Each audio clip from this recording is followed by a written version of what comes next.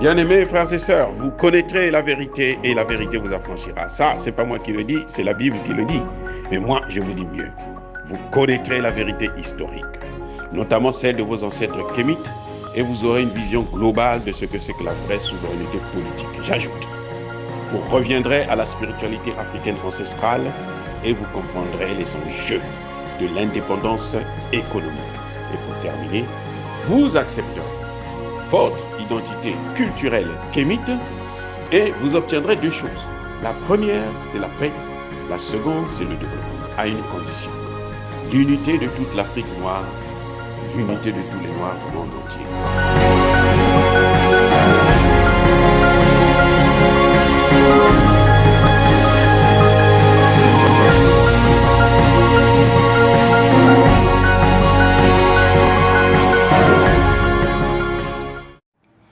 Otep à tous, bienvenue sur la chaîne des panafricanistes, par essence, par conviction et par excellence.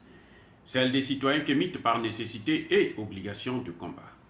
Nous sommes une chaîne qui n'est guidée que par nos ancêtres et rien que par les ancêtres qui appartiennent à l'égrégore du monde noir. Par conséquent, nous ne croyons en aucun Dieu venu de l'étranger. Toutefois, cette vidéo n'est aucunement destinée à inciter à la haine ou à la violence, car nous menons un combat qui est d'abord et avant tout spirituel, intellectuel et démocratique. Ensuite, il est politique, géopolitique et géostratégique.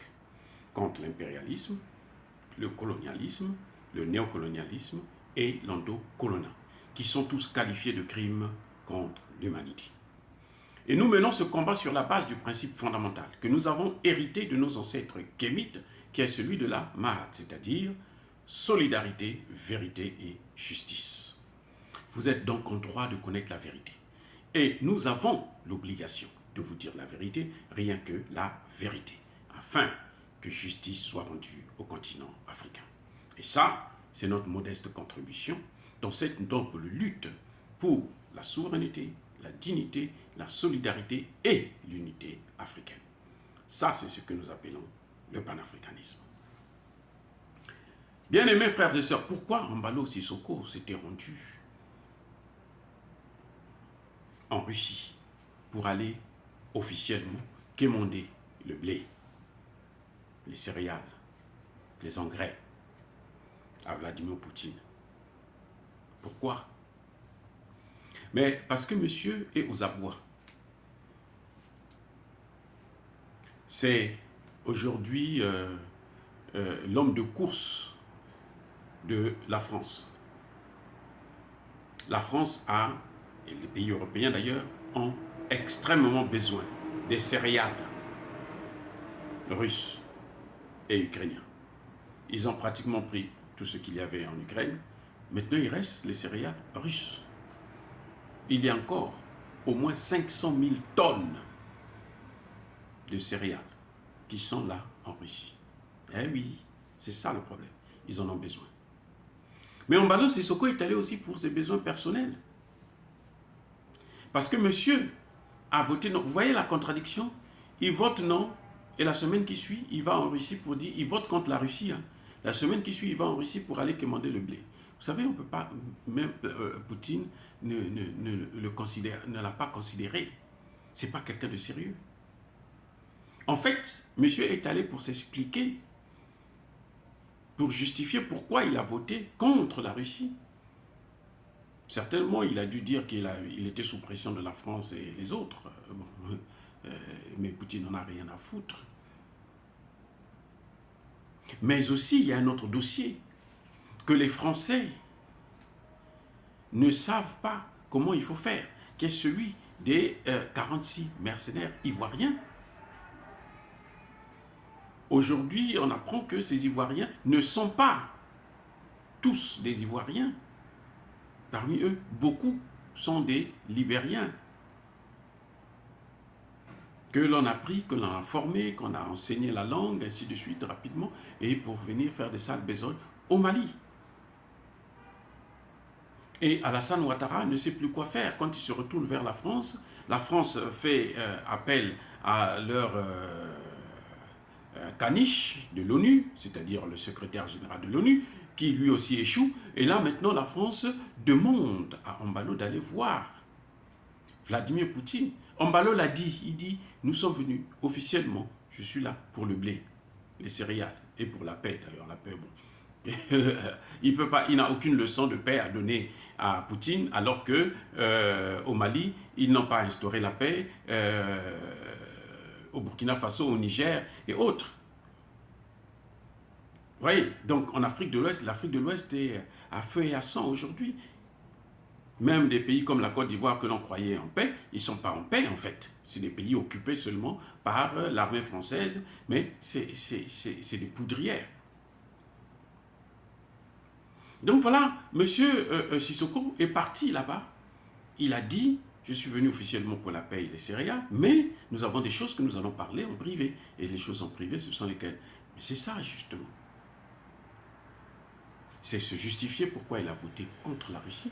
Et puis il vient encore se balader pour commander les céréales en Russie.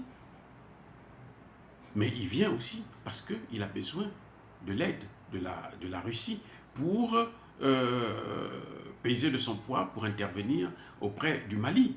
N'oubliez pas que la France, Emmanuel Macron en personne, est venu en Algérie. Il est allé voir le président algérien. Il a demandé au président algérien d'intervenir auprès du Mali. Tout de suite après son départ, le président algérien a envoyé son ministre des Affaires étrangères pour venir parler avec le Mali, avec Assimi Goïta.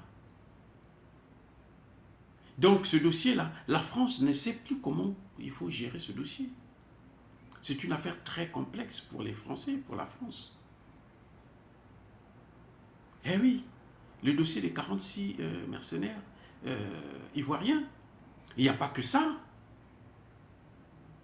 Mais non, il faut se poser la question de savoir pourquoi Embalo Sissoko est obligé de se soumettre aux injonctions de la France. Pourquoi il obéit à la France? Mais c'est simple.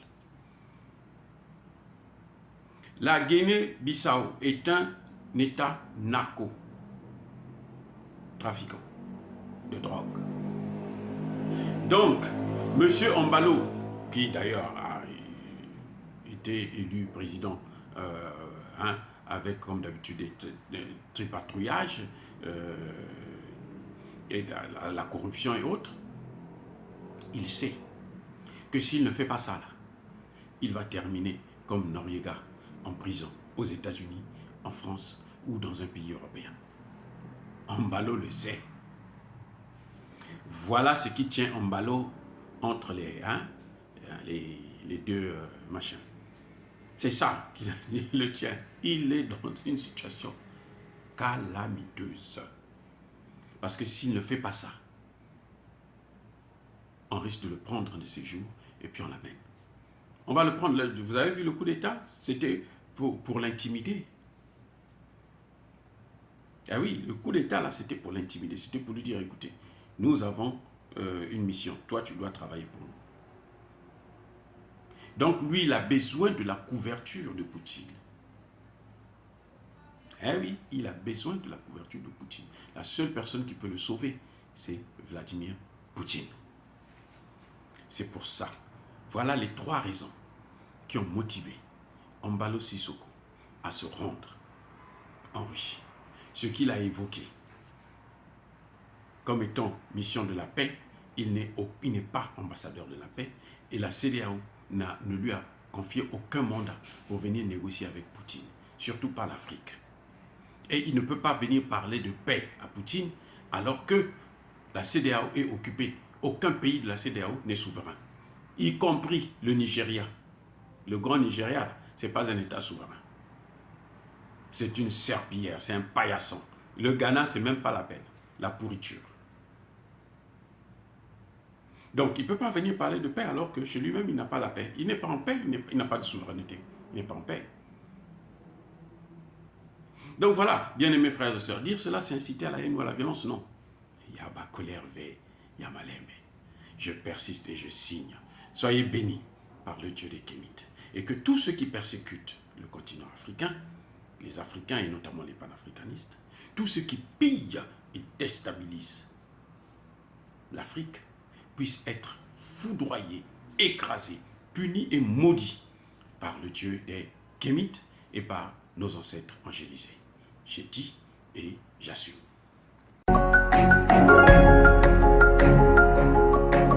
Eux, ils marchent par la foi et non par la vue. Mais moi, je vous conseille vivement de marcher par la connaissance scientifique et historique, notamment celle de nos ancêtres kémites, par les 5 sens et par l'intelligence. À vous, Apia.